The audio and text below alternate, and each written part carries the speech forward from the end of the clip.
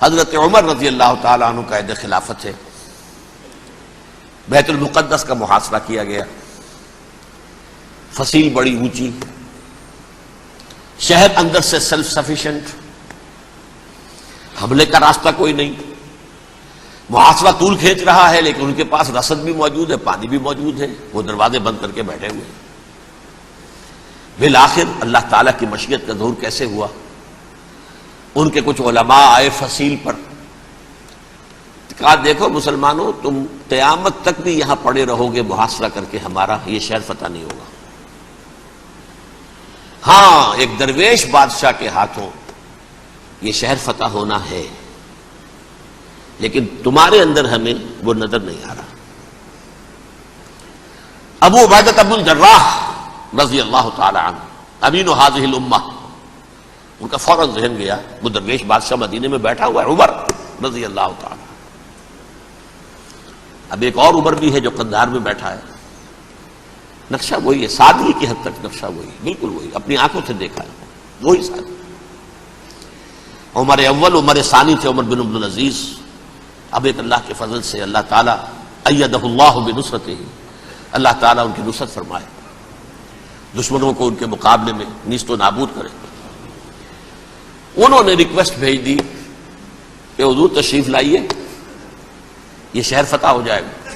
وہ ہے سفر تاریخی، اتنا طویل سفر، تقریباً 700 میل، ایک اونٹ، ایک خادم، ایک منزل پہ امیر المومنین اوپر بیٹھے، خادم آگے چل رہا ہے، اگلی منزل پہ خادم اوپر بیٹھا ہے، امیر المومنین آگے جا رہے ہیں۔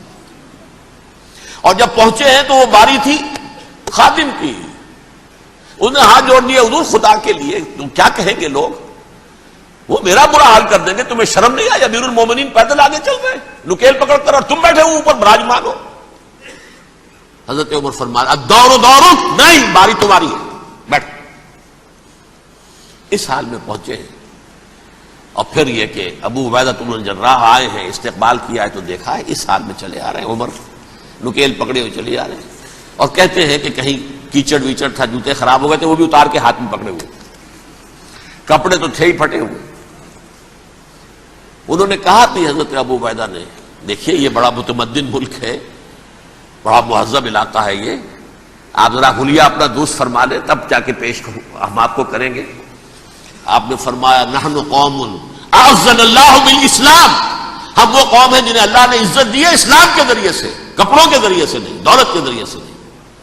اسی حال میں گئے ہیں، اوپر سے انہوں نے کھڑے ہو کر نشانیاں دیکھی ہیں، اپنی کتابیں کھولی، ہاں یہ وہی ہے، اچھا لو جی سرنڈر، شہر تمہارے ہاتھ میں۔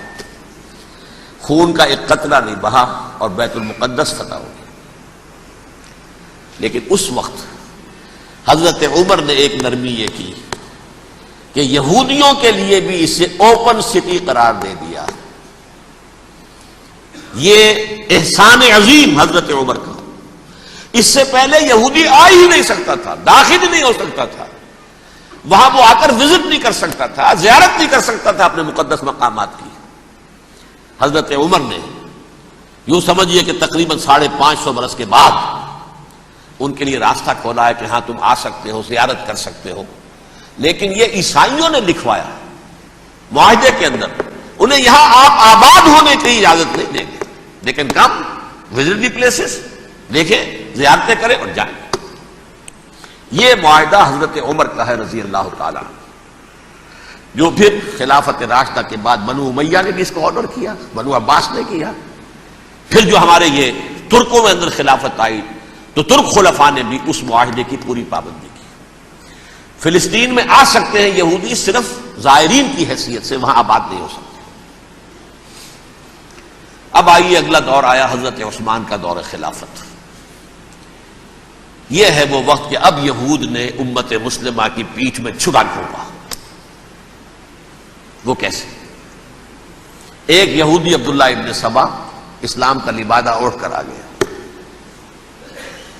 معاشرے کا جائزہ لے لیا، ان میں بنو ہاشم اور بنو امیہ میں جو پرانی کشاکش تھی اس کے کچھ نہ کچھ جراثیم باقی ہیں، اگر ان کو ذرا بھڑکا دے تو مسلمانوں میں انتشار پیدا ہو جائے۔ کہا یہ عثمان کون ہے؟ یہ تو بنو امیہ میں سے ہے، یہ حق تو بنو ہاشم کا ہے، خلافت ان کے پاس ہونی چاہیے، محمد کے تو رشتہ دار وہ ہے صلی اللہ علیہ وسلم۔ عوام الناس کے اندر بات پھیلنی شروع ہوئی۔ پھر ایک بڑی سازش کے انداز میں حضرت عثمان کے خلاف پروپیگنڈا، حضرت عثمان کے جو عاملین تھے، گورنر تھے، ان کے خلاف پروپیگنڈا، اور ایسی ہوشیاری کرتے تھے کہ کوفے میں کوفے کے حاکم کے خلاف کچھ نہیں کہنا، اجی مصر میں یہ ہو رہا ہے، اجی شام میں یہ ہو رہا ہے، اجی یہ جو عثمان ہے وہ یہ کر رہا ہے، یہ ظلم ہو رہا ہے، یہ لوٹ مار ہو رہی ہے، یہ خیانتیں ہو رہی ہیں۔ اب نہ تو اس زمانے میں مینز آف کمیونیکیشن، کیسے تصدیق کریں؟ افواہیں تو آپ آج کراچی کے اندر شروع ہو جائے تو پتہ نہیں چل سکتا کسی کو کہ کیا اس میں صداقت ہے کیا جھوٹ ہے، اور بری بات جو ہے فطرت انسانی کی کمزوری ہے وہ فوراً قبول کرتا ہے، کسی کے بارے میں اچھی بات ماننے کو تیار نہیں ہوتا لیکن بری بات تو فوراً تیار۔ بہرحال یہ فتنہ انہوں نے اٹھایا، حضرت علی کی الوہیت کا فتنہ اٹھایا، حضرت عثمان کے خلاف الفتنۃ الکبریٰ برپا کیا، حضرت عثمان شہید ہوئے۔ اس کے بعد 5 برس تک مسلمان ایک دوسرے کی گردنیں کاٹتے رہے، باہمی خانہ جنگی ہوئی، امت کو وہ زخم لگایا ہے جو آج تک جس سے خون رس رہا ہے۔ یہ شیعان عثمان اور شیعان علی تھے جو بعد میں پھر سنی اور شیعہ ہو اور آج تک ہے۔ فتنہ کس نے جگایا؟ ایک عبداللہ ابن سبا یہودی اور اس کے کارندے، شیطان کا ایجنٹ، اور انسانوں میں سے بھی اس کے جو بھی حواریین تھے اور شیطانوں کے اندر سے بھی تھے، انہوں نے بھی اس آگ کو بھڑکایا۔ یہ آپ سوچ لیجئے کہ یہ کس نے وہ زخم لگایا؟ یہودی۔ اگلا دور آیا، خلافت راشدہ ختم ہوئی، بنو امیہ کا بھی دور کافی گزر گیا۔ طارق ابن زیاد 712 عیسوی میں حملہ کرتے ہیں اسپین پر۔ اسپین اس وقت عیسائیت کا بہت بڑا گڑھ، بڑے کٹر ترین عیسائی جو ہے وہ اسپین میں تھے، لہذا یہودیوں کی وہاں بہت پٹائی ہوتی تھی، بہت پٹائی ہوتی، میں بتا چکا ہوں، دشمنی تھی ان کی تو چلی آ رہی تھی عیسائیوں کے ہاتھوں یہودیوں کی، وہ تو سن 300 عیسوی سے ایمپرر کانسٹنٹائن کے بعد سے شروع ہو گئی تھی۔ اس حوالے سے یہودیوں نے اس وقت چالاکی یہ برتی، کچھ راستے واسطے بتائے، کچھ مدد کی طارق ابن زیاد کی۔ طارق ابن زیاد نے انہیں اپنا محسن سمجھا، ہسپانیہ فتح ہو گیا تو یہودی چونکہ محسنین کی فہرست میں آ چکے تھے، انہیں بہت اقتدار نصیب ہوا، بڑی سپورٹ مسلمانوں نے دی۔ ان کے بڑے بڑے علماء جو اسی دور کے اندر پیدا ہوئے، بڑے بڑے تھنکرز ان کے اسی دور میں پیدا ہوئے۔ بن گوریون جو کہ ایک وزیر اعظم تھا اسرائیل کا، اس نے یہ لکھا اپنی کتاب میں، Muslim Spain was the golden era of our diaspora.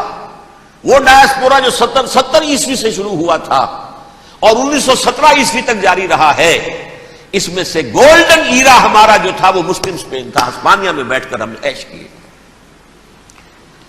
لیکن وہاں سے انہوں نے اور جو کچھ کیا، یہ تو داستان کے جو بہت سے گوشے ہیں، لیکن میں جس اسٹریٹ لائن میں چل رہا ہوں اس کے اعتبار سے ایک بات سمجھ لیجیے، وہاں بیٹھ کر انہوں نے اب عیسائیت کی پیٹھ میں چھرا گھونپا، پروٹیسٹنٹ مذہب پیدا کیا، تقسیم کر دیا، جیسے شیعہ سنی کی تقسیم، عبداللہ ابن سبا، رومن کیتھولک اور پروٹیسٹنٹ کی تقسیم، یہودی علماء۔ ہوتا کیا تھا، ہسپانیہ کی یونیورسٹیاں ہیں، کارڈووا میں ہے، ٹولیڈو میں ہے، گریناڈا میں ہے، غرناطہ، قرطبہ، تولیتلا، اور وہاں آتے تھے لوگ، فرانس سے چلے آ رہے ہیں نوجوان پڑھنے کے لیے، جرمنی سے چلے آ رہے ہیں، اٹلی سے چلے آ رہے ہیں، 3 ہی ملک قریب ترین پڑھتے ہیں سینٹرل جو یورپ کے ہیں۔ یہاں پر جو ہے وہ اسلام جو نور پھیلا رہا تھا اس سے بھی مستفیض ہوئے، جہالت کے جو ہے پردے ان کے وہ چھٹے، اس کے ساتھ ہی وہ یہودی وہاں ان کے اندر جو جراثیم داخل کر رہے تھے وہ اس عیسائیت کے خلاف بغاوت تھی جو اس وقت دنیا میں